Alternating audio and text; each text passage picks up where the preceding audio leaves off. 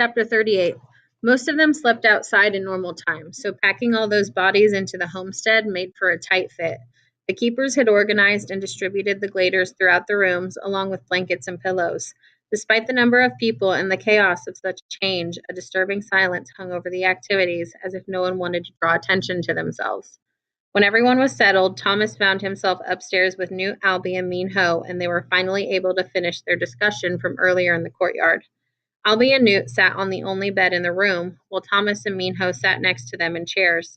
The only other furniture was a crooked wooden dresser and a small table on top of which rested a lamp providing what light they had.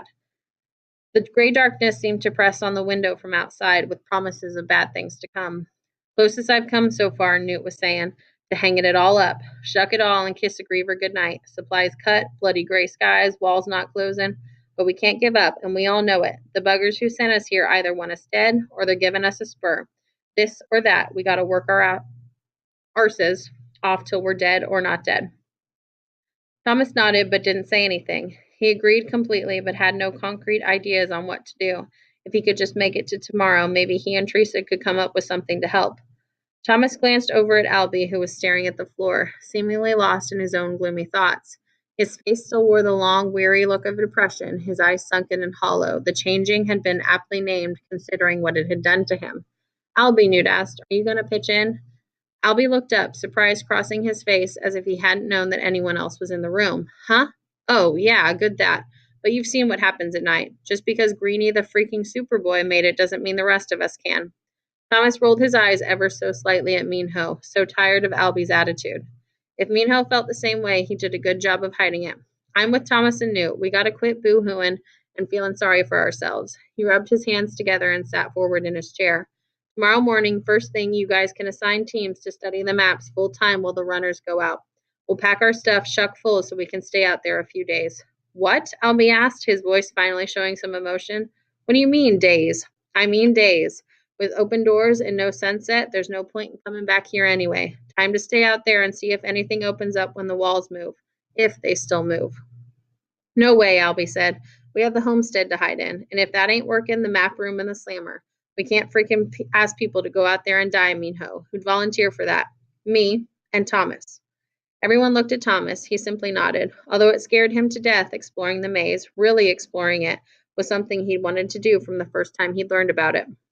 I will if I have to, Newt said, surprising Thomas. Though he'd never talk about it, the older boy's limp was a constant reminder that something horrible had happened to him out in the maze, and I'm sure all the Reynolds will do it. With your bum leg? Albie asked, a harsh laugh escaping his lips. Newt frowned, looked at the ground. Well, I don't feel good asking gladers to do something if I'm not bloody willing to do it myself. Albie scooted back on the bed and propped his feet up. Whatever, do what you want. Do what I want? Newt asked, standing up. What's wrong with you, man? Are you telling me we have a choice? Should we just sit around on our butts and wait to be snuffed by the grievers? Thomas wanted to stand up and cheer, sure that Albie would finally snap out of his doldrums. But their leader didn't look in the least bit reprimanded or remorseful. Well, it sounds better than running to them. Newt sat back down. Albie, you got to start talking reason. As much as he hated to admit it, Thomas knew they needed Albie if they were going to accomplish anything. The gladers looked up to him. Albie finally took a deep breath, then looked at each of them in turn. You guys know I'm all screwed up. Seriously, I'm sorry. I shouldn't be the stupid leader anymore.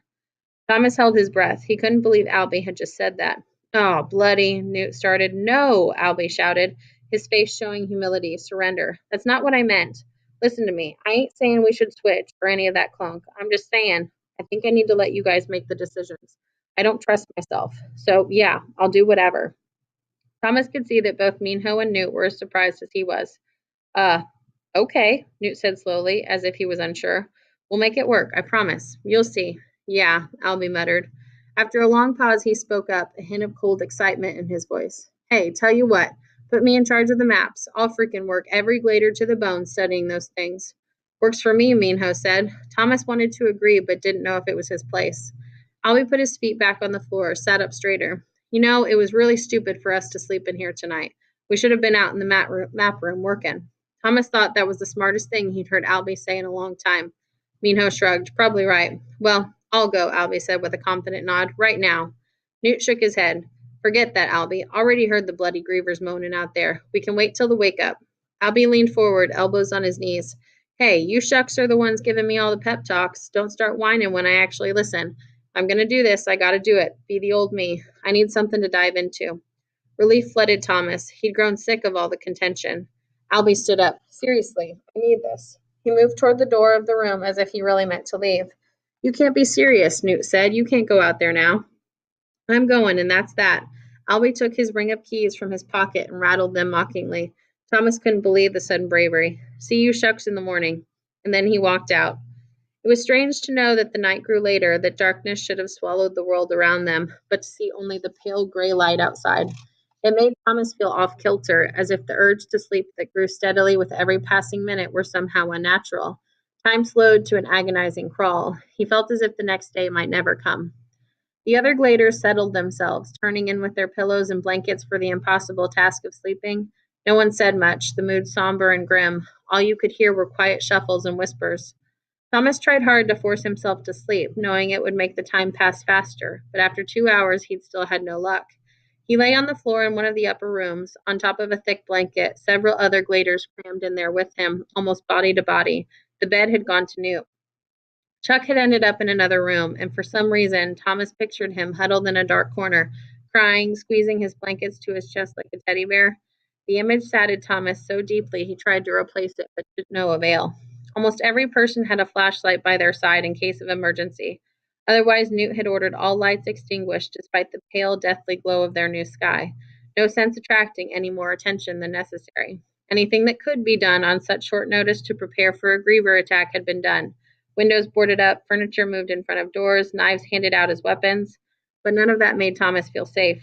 The anticipation of what might happen was overpowering, a suffocating blanket of misery and fear that began to take on a life of its own. He almost wished the suckers would just come and get it over with. The waiting was unbearable. The distant wails of the grievers grew closer as the night stretched on, every minute seeming to last longer than the one before. Another hour passed, then another. Sleep finally came, but in miserable fits. Thomas guessed it was 2 in the morning when he turned from his back to his stomach for the millionth time that night. He put his hands under his chin and stared at the foot of the bed, almost a shadow in the dim light. Then everything changed. A mechanized surge of machinery sounded from outside, followed by the familiar rolling clicks of a griever on the stony ground, as if someone had scattered a handful of nails. Thomas shot to his feet, as did most of the others. But Newt was up before anyone, waving his arms, then shushing the room by putting a finger to his lips. Favoring his bad leg, he tiptoed toward the lone window in the room, which was covered by 3 hastily nailed boards. Large cracks allowed for plenty of space to peek outside. Carefully, Newt leaned in to take a look, and Thomas crept over to join him. He crouched below Newt against the lowest of the wooden boards, pressing his eye against a crack. It was terrifying being so close to the wall, but all he saw was the open glade. He didn't have enough space to look up or down or to the side, just straight ahead. After a minute or so, he gave up and turned to sit with his back against the wall. Newt walked over and sat back down on the bed. A few minutes passed, various griever sounds penetrating the walls every 10 to 20 seconds, the squeal of small engines followed by a grinding spin of metal, the clicking of spikes against the hard stone, things snapping and opening and snapping. Thomas winced in fear every time he heard something. Sounded like 3 or 4 of them were just outside, at least. He heard the twisted animal machines come closer, so close, waiting on the stone blocks below, all hums and metallic clatter. Thomas's mouth dried up. He'd seen them face to face, remembered it all too well. He had to remind himself to breathe. The others in the room were still. No one made a sound. Fear seemed to hover in the air like a blizzard of black snow. One of the grievers sounded like it was moving toward the house, then the clicking of its spike against the stone suddenly turned into a deep, hollower sound. Thomas could picture it all, the creature's metal spikes digging into the wooden sides of the homestead, the massive creature rolling its body, climbing up toward their room, defying gravity with its strength. Thomas heard the griever's spikes shred the wood, siding in their path as they tore out and rode it around to take hold once again. The whole building shuddered. The crunching and groaning and snapping of the wood became the only sounds in the world to Thomas, horrifying. They grew louder, closer. The other boys had shuffled across the room and as far away from the window as possible. Thomas finally followed suit, Newt right beside him, everyone huddled against the far wall, staring at the window. Just when it grew unbearable, just as Thomas realized the griever was right outside the window, everything fell silent. Thomas could almost hear his own heart beating.